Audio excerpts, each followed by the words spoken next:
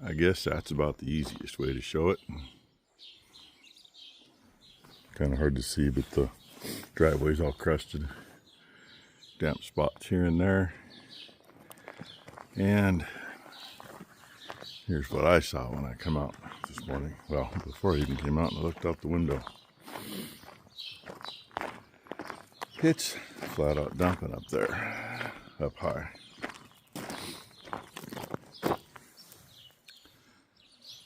And it's dripping here.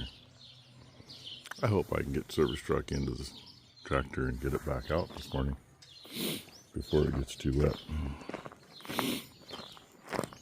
We'll find out, eh? Oh well, it is what it is. I knew I should have gone back out last night and done that, but you know, wasn't in the mood. And then had the guy coming to pick up the sprayer, and I lied. He's not from that winery that I can see from the field. That's just one of the more noted, not even that.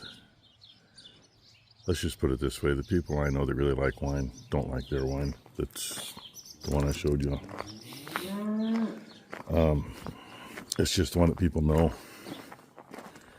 Probably because, you know, the state and the county have all kinds of signs leading everybody to theirs for wine tasting.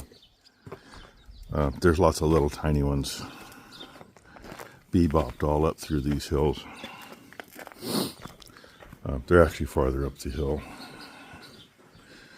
like another mile and a half. Yeah, now it's making noise on the roof.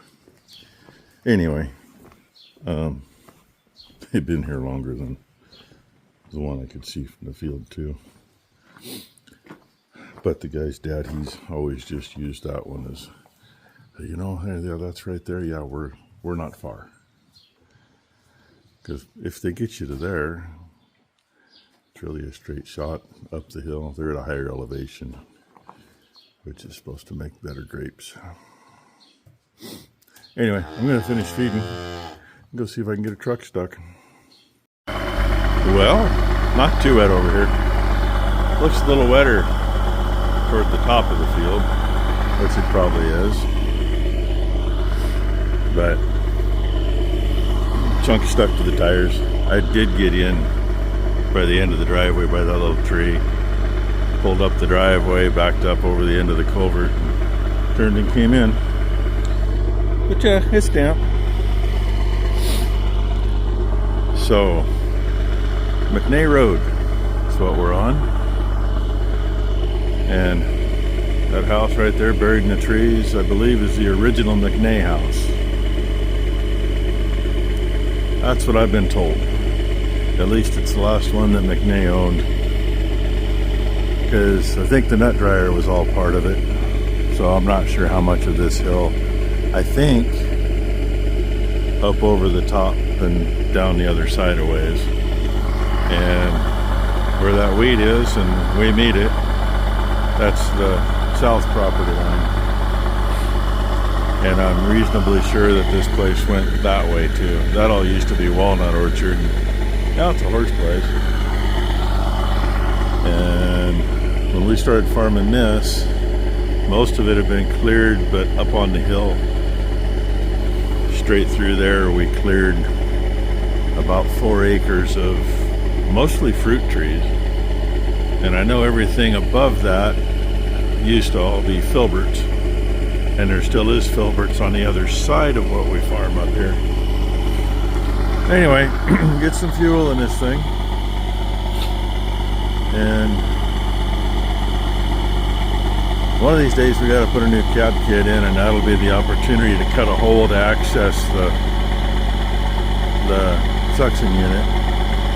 And I'm thinking take it out and add a piece to the end so it gets to the bottom of the tank.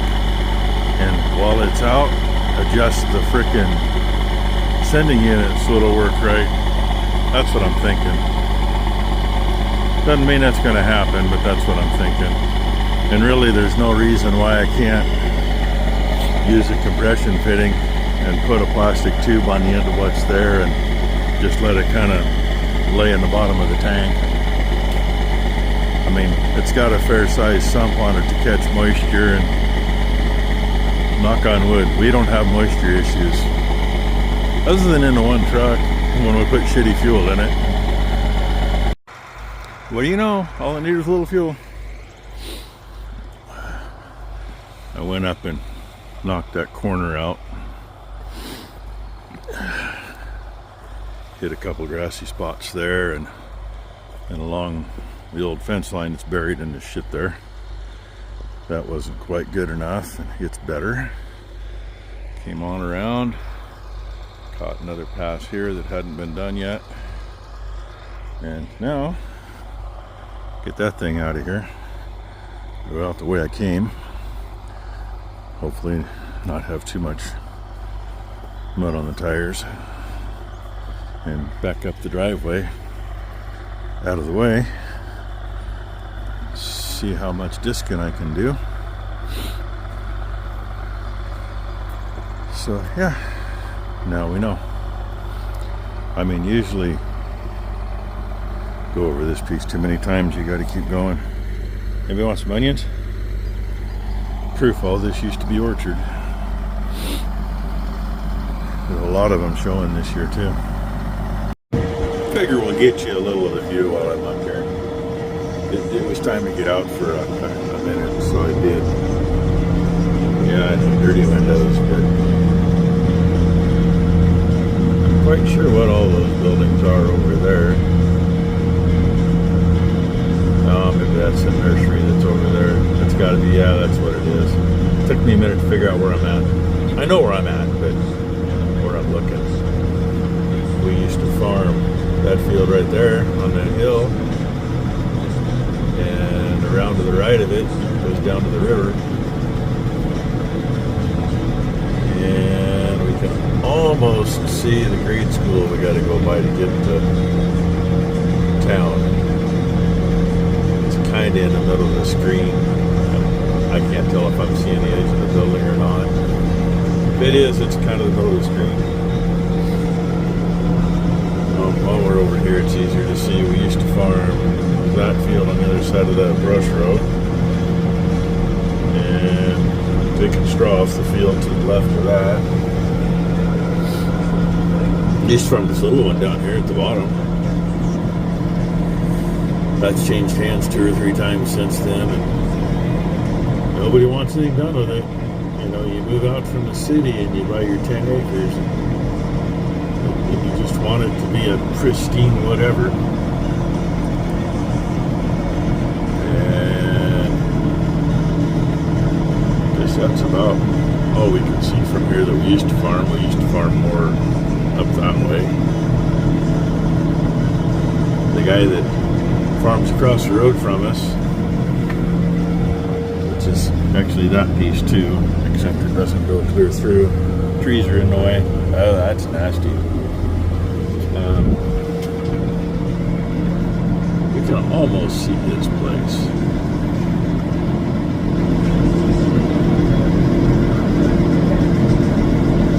I don't think it's it, but that building in the middle of the screen up there is up next to his place. Actually, that's I've shown it here a while back when Becky and I were coming back from town and took the back way. That's the red barn I said we can see from the end of the road that we live on. He's up above that. Up above and around the corner. Anyway, let me show a little bit of the scenery that way. Windows are too dirty to look the other way. And that's my last pass clear up here. It's to a point here. I got a corner down below. It's gonna be to a point down by the other gal's driveway pretty soon. And once these two hit a point, you blink and you're damn near done. Well, I pretty much found the end. You're probably wondering what I'm doing. Quite a few years ago, actually when she built her new house over there, the county made her redo her driveway. They said, oh, no, just because that driveway's been there for over 100 years, that doesn't mean anything. They made her put 4-inch gravel along the edge. From the end of the driveway up to where my service truck's sitting down there in the middle of the screen. We'd worked this and planted it. We planted oats, and I don't know, we planted probably 500 acres of oats that year. And this we came back in when we were done planting. It rained, you know, things had happened. And we drilled grass seed in on top of it. The oats was just starting to show.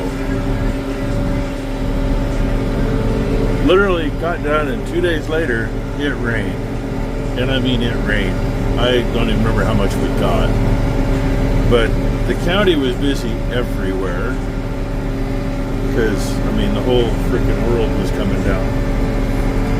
Her whole driveway from where my service truck is out to the end was under about 6 inches of mud. Their fancy rock didn't do a damn thing. All it did was the water took it down to the road and packed the brand new culvert completely full of that rock. And it was actually like 30 feet out the other end. I spent 4 or 5 hours with the skid steer trying to clean the end of her driveway up while she still had a driveway. Becky and the kids were in that crap, waist deep, trying to dig the rocks out of the culvert so water would run down, or we could at least get water to go somewhere. So since then, when we planted, when I'm done, I contour it, meaning I will plant back and forth across the side hill. And especially with oats, where it gets a hold so quick and holds the soil, it makes a big difference. And where we're not planting, I'm leaving a furrow. Keep it from getting to her house, keep it from getting to her driveway. And I just happen to be making a single furrow here, leaving a 30-foot wide fluffed up part to soak in water and get rid of it. I made a pass over and across by the power pole down there, and then back up. I did the same thing above me, and then this one. And my next part I'm going to do is the corner on the way out, because they had, on the road side of the nut dryer, that's where they used to dig stuff in and out of there. And that had about 8 inches of mud setting in there that year. No, it's just a precaution. Figure, why not? I'd rather burn a little extra fuel and have to contend with that furrow later than be digging her driveway out again and dealing with the county, which 90% of her driveway was actually the county's issue, because they made her change things. Otherwise, the way the edge of the field was, it never would even got on her driveway before that. But, you know, they know best. Not. So anyway, this little strip right in front of me is the last I got, besides running out the corner, which will protect everything below me. To my left, anyway. That's the plan. Get this thing home and get a ride back for the service truck, and should be home just in time for lunch with the service truck. So here we are. Now then asked me about this. All that mustard color, really short. It's all from the gray diggers. They eat it off. Or as I like to call them, gray diggers. They're them and rabbits. But this is pretty much all gray diggers. I saw a bunny. Oh, she saw a bunny. I hadn't seen no bunny. I saw one with Blakely. Anyway, she was asking me about that, and I meant to show that, but I haven't been in a position to get a video of that, so now you've seen it. Look who came out to goof off. I didn't mean the pups. I meant the two-legged pup. There she is. A baby? I don't see no babies yet. Hey, Blakely, can you say hi? Careful, that gate's not locked. Can you say hi? What? Oh, she ain't having no baby yet. She should have had it. Both of them should have had it. Why? Hey, can you say hi? Yeah, why? Say hi, everybody. Why? Why? And can't see her, but Ty's out there hosing the disc off. I think we're going to be done with it. Why? That was the biggest piece I was worried about, because Ted scotch broom and a bunch of blackberries, and the others are fairly clean, just a bunch of dried up Wally? grass left over from last year. You want to tell everybody what Wally says? Can you tell everybody Wally? Blake, tell me about Wally. What does Wally say? Why do we only get to see your backside? What does Do you Wally tie say? ties over there? I know. You're going to stay away from her because she's making a mess. I'll show you Wally. And I got a phone call. Oh, that looks a lot different than it did earlier. And it wasn't red anymore. Ty got it pretty well hosed off. It didn't do much to the tractor though. Anyway, I'm making my way to the shop to grab something and then to the house. But I was going to mention this nice green grass here. It's been sprayed. It's still green. Yet, other grass next to it's no longer green. It's Italian ryegrass. I was going to show you some earlier in the neighbor's field on the way up the hill over there. He's still got a strip of it in that field and no wheat. Glyphosate doesn't touch it. It might make it sick, but it don't touch it. So, you know, there it is. So the last few years where we've had in the yard like this, Becky's been pulling it and stuffing it in the garbage bag. Looks like it's time to do that again.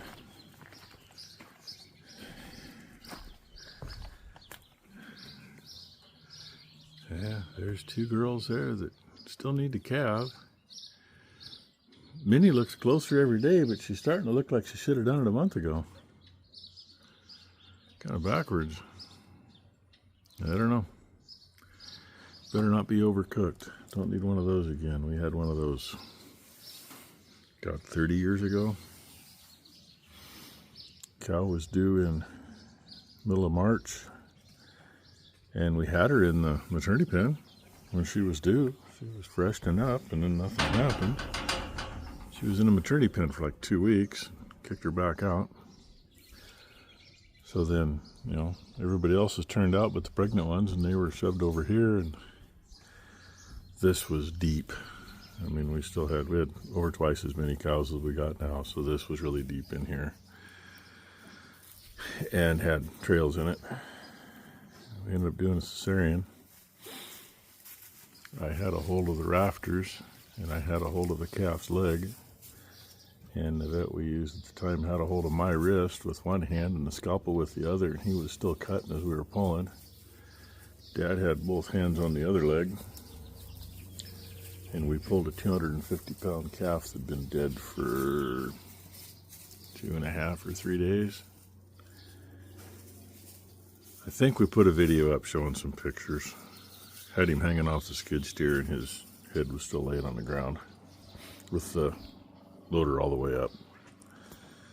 And the cow went septic and was dead the next morning. Calf had a slightly deformed head. You could see where it laid against her spinal cord, or her spine. Crease right down the middle, and the nose had nowhere to go, so it didn't go anywhere. Anyway, things I dread thinking about. You only got to have that happen once and you never forget it. So, hey, I'm going to edit a video and put it up. And so I hope you all had a good Thursday. Hope everybody has a great Friday. And of course, thank you for watching. See what tomorrow brings.